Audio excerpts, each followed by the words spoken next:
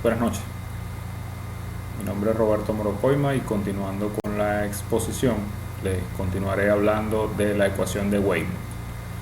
Bueno, los cálculos para la ecuación de Weymouth se muestran a continuación. Esta es una ecuación que considera la eficiencia de flujo, a diferencia de la ecuación general de flujo. Ya esta considera la eficiencia de flujo. Aquí podemos ver en estas tres tablas el primer caso, que es la variación de caudal como consecuencia de cambios en el diferencial de presión con una longitud constante. Estos fueron los resultados obtenidos. Nosotros variamos la presión 1 desde 1250 hasta 2600 psi. Aquí se muestran los diferenciales de presión y se muestran los caudales obtenidos para esta ecuación. Seguidamente se tiene la tabla de la variación del diferencial de presión como consecuencia de cambios en el caudal, manteniendo una longitud constante. Variamos el caudal desde 60 millones de pies cúbicos hasta 150 millones de pies cúbicos y obtuvimos estos diferenciales de presión. Y por último, para la ecuación de Weymouth, analizamos la variación de diferencial de presión como consecuencias de cambios en la longitud de la tubería, manteniendo el caudal constante de 130 millones de pies cúbicos. Aquí se muestran los resultados. La longitud la variamos desde 110 millas hasta 200 millas y aquí se muestran los resultados del diferencial de presión obtenido. Para la ecuación de Panhard A,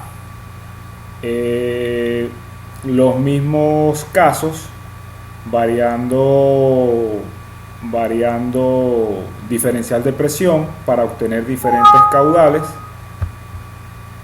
manteniendo una longitud constante.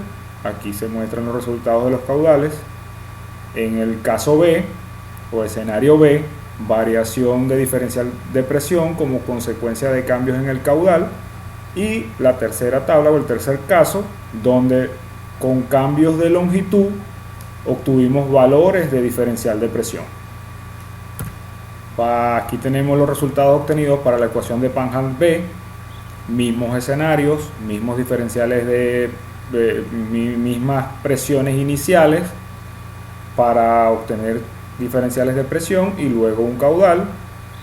Caso B, variando el caudal para obtener diferenciales de presión, manteniendo la longitud constante. Y el caso C, donde variamos la longitud y obtuvimos diferenciales de presión. En el caso se muestra a continuación de la ecuación IGT o del Instituto de Tecnología del Gas. Esta ecuación considera la viscosidad en sus cálculos. Aquí se muestran los resultados para el escenario A, B y C. Ecuación de Speedglass. Igual mostramos los escenarios A, B y C. Tenemos la ecuación de Müller. Aquí tenemos los resultados. Y para la ecuación de Fischer, estos son los resultados, ¿verdad? Para el caso de la ecuación de Colebrook-White modificada, esta ecuación o este método, ellos calculan un factor de fricción y un factor de transmisión, que es lo que ellos introducen, para luego hacer el cálculo de valores como caudal, presión 1, presión 2, ¿verdad? Estos cálculos van a ser a través de la ecuación general de flujo.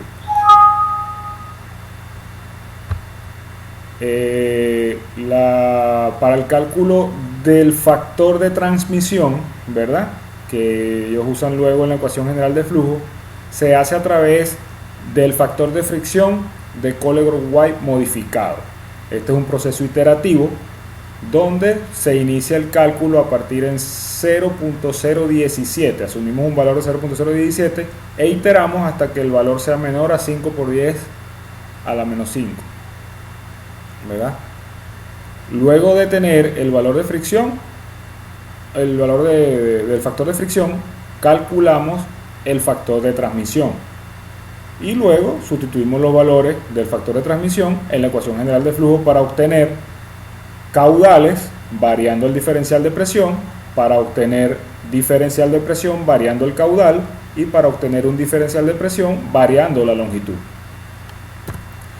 En el caso de la ecuación de la Haga, también introducen una nueva modalidad que ellos calculan un factor de transmisión por la ecuación de von Karman. ¿Verdad?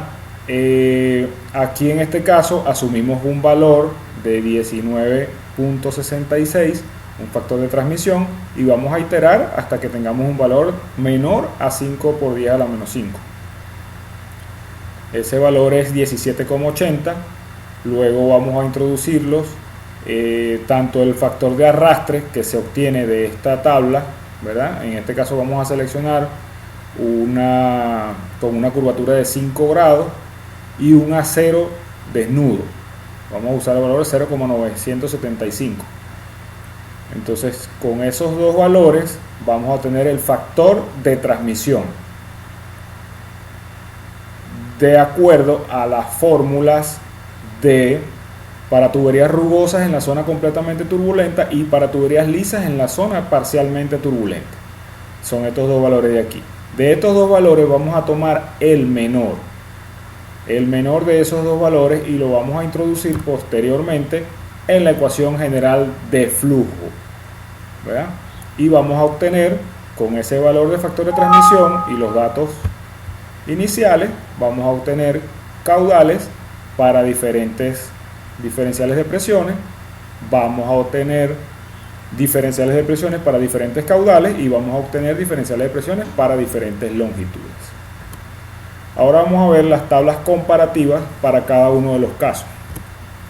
En la primera gráfica se colocaron todas las gráficas obtenidas para caudales, ¿verdad? Variando el diferencial de presión y manteniendo una longitud constante. Aquí podemos ver que las gráficas se agrupan en su mayoría en esta línea, mantienen esta tendencia. Todas mantienen la misma tendencia, ¿verdad? Pero 6 de las ecuaciones se agrupan en esta zona con valores bastante parecidos, mientras que las ecuaciones de Panhard A y B se alejan de esa tendencia y manteniendo un valor, si fijamos un valor de diferencial de presión de 800, vamos a ver que el caudal es mayor.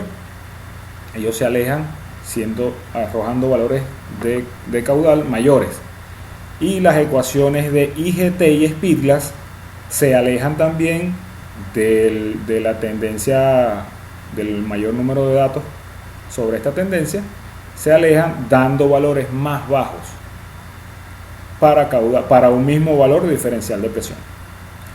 En el escenario 2 fue donde calculamos diferentes delta P, variando el caudal y manteniendo la longitud constante. En este caso vemos una tendencia de todas las curvas igual, la misma tendencia, pero unas se agrupan dando unos valores bastante aproximados. Sin embargo, nuevamente las ecuaciones de Panhard A y B se alejan dando unos resultados más conservadores, mientras que la IGT y Speedglass dan los valores más altos de diferenciales de presión para un caudal fijo, pues digamos en este caso 110 millones de pies cúbicos. Vemos que el diferencial de presión para las ecuaciones de Panhard A y B son menores que los diferenciales de presiones obtenidos con las ecuaciones de Speedglass, que fue el mayor.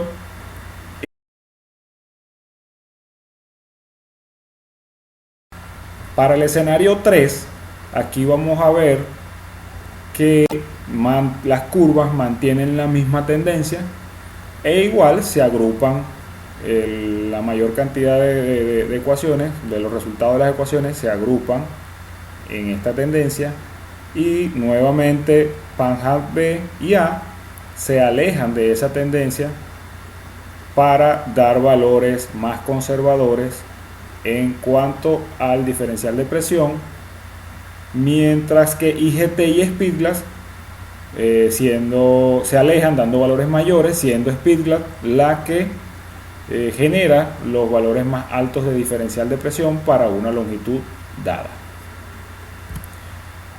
Luego de esto hicimos un análisis estadístico para hacer la comparación, una comparación estadística. Este análisis se hizo a través de un análisis de varianza de 2 factores con una sola muestra por grupo. Aquí el análisis de varianza lo que nos muestra es que tanto para los resultados, en el caso A, este es el caso A, ¿verdad?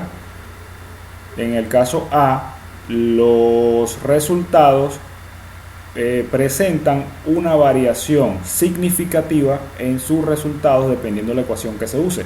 Esto lo vemos porque el valor de F calculado es mayor, este es el F calculado, es mayor al valor del F crítico.